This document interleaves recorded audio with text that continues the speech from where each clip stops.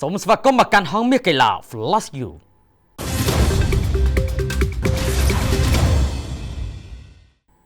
អាយុដំសសុខាស្នើប្រទេសក្នុងអាស៊ានបដូរវេនគ្នារៀបចំការប្រកួតវិស័យនគរបាលអាស៊ាន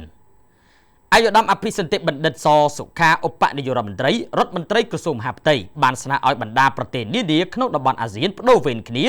រៀបចំព្រឹត្តិការណ៍ប្រកួតកីឡាវិស័យជើងឯកនគរបាលអាស៊ីអាគ្នេយ៍ការស្នើរបស់អាយុដំអភិសន្តិបណ្ឌិតបានធ្វើឡើងក្នុងពិធីបិទបញ្ចប់ការប្រកួតកីឡាវិស័យជើងឯកនគរបាលអាស៊ីអាគ្នេយ៍ពានរង្វាន់ឯកឧត្តមអភិសន្តិបណ្ឌិតសសុខាលើកទី2ឆ្នាំ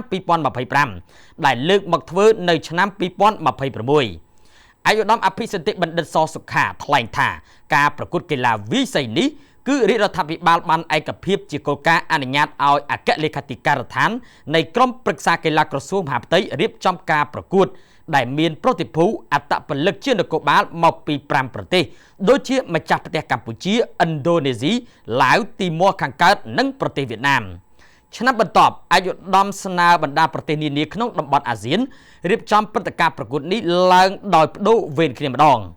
ការប្រកួតកីឡាវិស័យនេះមិនត្រឹមតែបានបង្ហាញអំពីសមត្ថភាពនៃការលេងកីឡាវិស័យតែមួយមុខនោះទេប៉ុន្តែវាជាការផ្លាស់ប្ដូរបទពិសោធន៍បច្ចេកទេសរបស់កីឡាករទៅវិញទៅមកជាមួយគ្នានេះការបង្ហាញអំពីការរឹតចំណងសាមគ្គីភាពមិត្តភាពនិងកិច្ចសហប្រតិបត្តិការរវាងកងកម្លាំងប្រទេសនានាក្នុងអាស៊ានឲ្យកាន់តែជិតស្និទ្ធជាមួយគ្នាបន្ថែមទៀតផងដែរព្រឹត្តិការណ៍រត់ដើរ 10000 ជំហានដើម្បីសិស្ស 10000 នាក់មានអត្តពលិកចូលរួម 4000 នាក់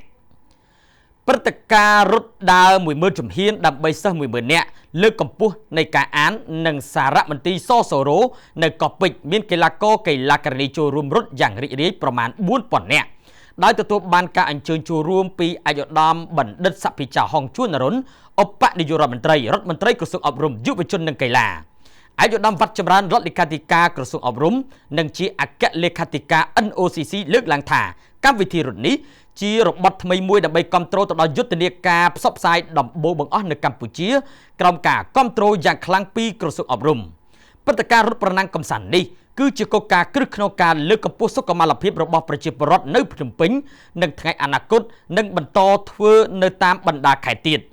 អាយុដំលើកឡើងទៀតថាព្រឹត្តិការណ៍នេះទទួលបានការយកចិត្តទុកដាក់យ៉ាងខ្លាំងពីអាយុដំបណ្ឌិតសភិចាហុងជួននរុនដោយបានផ្ដល់នូវអនុសាសន៍ផ្ដាំផ្ញើថាការអានគឺជាមូលដ្ឋានគ្រឹះដ៏សំខាន់នៃការអប់រំប្រកបទៅដោយគុណភាពដើម្បីកសាងធនធានមនុស្សក្នុងការអភិវឌ្ឍប្រទេសជាតិ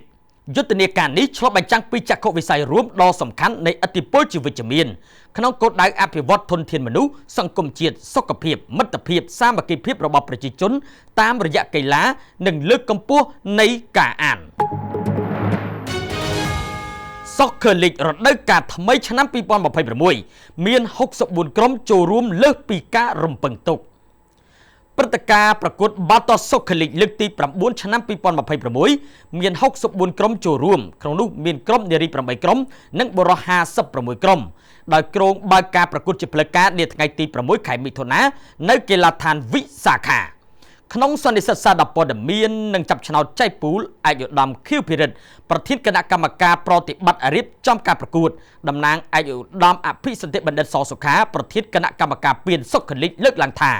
អ្វីដែលគណៈកម្មការរំពឹងទុកនៅក្នុងស្ថានភាពដ៏លំបាកនេះធ្វើយ៉ាងណាឲ្យតែបានក្រុមត្រឹម32ប៉ុណ្ណោះគឺជាជោគជ័យហើយប៉ុន្តែផ្ទុយទៅវិញមានក្រុមចូលរួមដល់ទៅ64ក្រុមលើសពីការរំពឹងទុក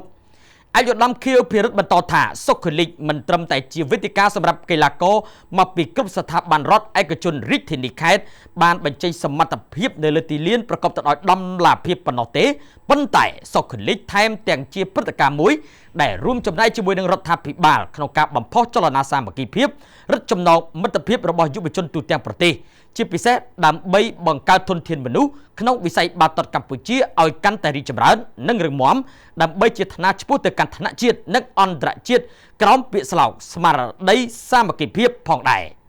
Soccer League ឆ្នាំ2026មាន8ក្រុមនារីចែកចេញជា2ពូលនិងក្រុមបុរស56ក្រុមចែកចេញជា16ពូល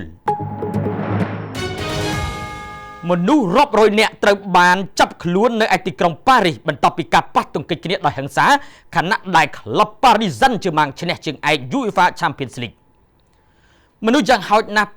780នាក់ត្រូវបានប៉ូលីសបារាំងចាប់ខ្លួននៅទូទាំងប្រទេសក្នុងនោះមានជិត500នាក់នៅតំបន់ក្នុងទីក្រុងប៉ារីសជាពិសេសនៅលើវិថី Champs-Élysées និងនៅឯកីឡដ្ឋាន Parc des Princes រួមទាំងទីក្រុងផ្សេងទៀតបន្ទាប់ពីការប្រកួតវគ្គផ្ដាច់ព្រ័ត្រពានរង្វាន់កំពូលប្រចាំទ្វីបអឺរ៉ុប UEFA Champions League ដែលក្រុម Paris Saint-Germain បានយកឈ្នះក្រុមអង់គ្លេសកាំភ្លើងធំ Arsenal ដោយបាល់ពេនទីមនុស្សជិត800នាក់ត្រូវបានឃុំខ្លួនបន្ទាប់ពីកុបកម្មដ៏ហិង្សាបានផ្ទុះឡើងនៅទូទាំងប្រទេសបារាំងរដ្ឋមន្ត្រីក្រសួងមហាផ្ទៃបារាំងលោក Laurent Nunez បាននិយាយថាក្នុងនោះប៉ូលីសជាង50នាក់បានរងរបួសនៅក្នុងកុបកម្មនេះដោយភាគច្រើនបានរងរបួសស្រាលខណៈដែលអ្នកគ្រប់គ្រងបាល់ទាត់ទាំងនោះបានដុតបំផ្លាញនិងបំភ្លេចបំផ្លាញហាងដោយមួយក្រុមតូចថែមទាំងព្យាយាមសម្រុកចូលប៉ុស្តិ៍ប៉ូលីសនៅឯទីក្រុងប៉ារីសទៀតផងយើងសូមថ្កោលទោសអំពើហិង្សានេះជាដាច់ខាតជាមួយគ្នានេះដែរប្រធានាធិបតីបារាំងលោក Emmanuel Macron ក៏បានអំពាវនាវឲ្យមានវិធានការតឹងរឹងបំផុតចំពោះអ្នកបង្កហេតុដោយមិនលើកលែងរដូវកាលមាសរបស់ក្រុមកាំភ្លើងធំ Arsenal ជាជើងឯក Premier League និងជាជើងឯករង UCL ក្តីរំពឹងត្រូវបានរលាយការរងចាំយ៉ាងយូរអស់រយៈពេល20ឆ្នាំដែលស្មើនឹង2ទសវត្សរ៍មិនមែនជារឿងងាយស្រួលទេវាយូរខ្លាំងណាស់សម្រាប់ក្រុមកាំភ្លើងធំ Arsenal និងអ្នកគ្រប់គ្រងនៅជុំវិញពិភពលោកចាំបានថាកាលពីរដូវកាលឆ្នាំ 2005-2006 ក្រុមកាំភ្លើងធំ Arsenal ក្រោមការដឹកនាំដោយលោក Arsene Wenger បានចាញ់វគ្គផ្ដាច់ព្រ័ត្រពានរង្វាន់លំដាប់កំពូលទ្វីបអឺរ៉ុប UEFA Champions League ទល់នឹងក្រុមបោកធំកាតាឡាន FC Barcelona ក្នុងលទ្ធផល 2-1 ដោយឡែកនៅឆ្នាំនេះរដូវកាល 2025-26 ឡើងមកដល់វគ្គផ្ដាច់ព្រ័ត្រសាជាថ្មីម្ដងទៀតនៅតែមិនមានសំណាងដោយចាញ់ក្រុមយក្សរបស់បារាំង Paris Saint-Germain ដោយបាល់កាត់សេចក្តី11ម៉ែត្រពេលនាទី 4-3 ក្រោយបញ្ចប់ម៉ោងធម្មតានិងម៉ោងបន្ថែម 1-1 ជារឿងសោកស្ដាយនិងសោកសៅជាពន់ពេកដែលក្រុមកាំភ្លើងធំ Arsenal មិនទាន់ស្គាល់ពាក្យថាជើងឯក UCL តែយ៉ាងណាក៏ដោយលោក Mikel Arteta បាននាំយកមកនៅស្នាមញញឹមដ៏មហិមាមួយមិនអាចកាត់ថ្លៃបានជូនក្រុមនិងអ្នកគ្រប់គ្រងរួចហើយនៅរដូវកាលនេះគឺកាំភ្លើងធំ Arsenal ជាជើងឯកក្របខ័ណ្ឌកម្ពុជារបស់អង់គ្លេស English Premier League ក្រោយពួកគេខកខានអស់រយៈពេល22ឆ្នាំអរគុណលោកនាងកញ្ញាដែលបានតាមដានទស្សនាហោមាសកីឡា Flash News